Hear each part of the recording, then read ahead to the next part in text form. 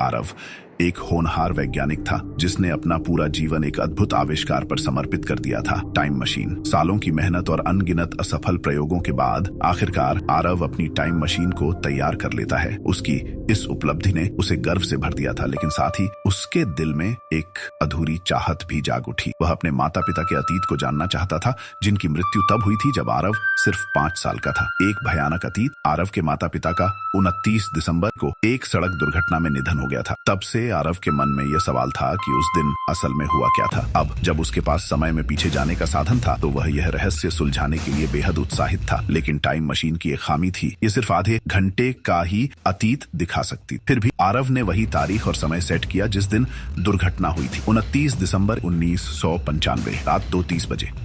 Machine चालू करते ही चारों तरफ रोशनी की चमक हुई और आरव एकदम से अतीत में पहुंच गया। जब आरव ने अपनी आंखें खोली तो वह खुद को उसी सड़क पर खड़ा पाया जहां उसके माता पिता की गाड़ी गुजरने वाली थी। सड़क सुनसान थी और आरव का दिल तेजी से धड़क रहा था। तभी दूर से एक गाड़ी आती हुई दिखी। आरव सड़क पर खड़ा यह देखने की कोशिश कर रहा था कि क्या यह वही गाड़ी है। अचानक गाड़ी तेजी से उसकी ओर बढ़ने लगी। आरव ने घबराकर खुद को बचाने के लिए छलांग लगाई, लेकिन इस कोशिश में गाड़ी का ड्राइवर उसे बचाने के लिए असंतुलित हो गया। गाड़ी का नियंत्रण बिगड़ गया और वह सीधे एक पेड़ से टकरा गई। भयावह मंजर, आरव हड़बड़ाकर जमीन से उठा और धीरे धीरे गाड़ी की तरफ बढ़ा। उसके कदम लड़खड़ा रहे थे। जब उसने गाड़ी के अंदर झांक कर देखा तो जो उसने देखा उससे उसके होश उड़ गए। गाड़ी में और कोई नहीं बल्कि उसके माता पिता थे, गंभीर रूप से घायल, और पीछे की सीट पर बैठा था एक 5 साल का मासूम बच्चा आरव। यह देखकर आरव की आंखों में आंसू भर आए। उसकी समझ में आया कि उसकी ही वजह से गाड़ी का एक्सीडेंट हुआ था। वह रोते हुए अपने माता पिता को छूने की कोशिश करने ही वाला था कि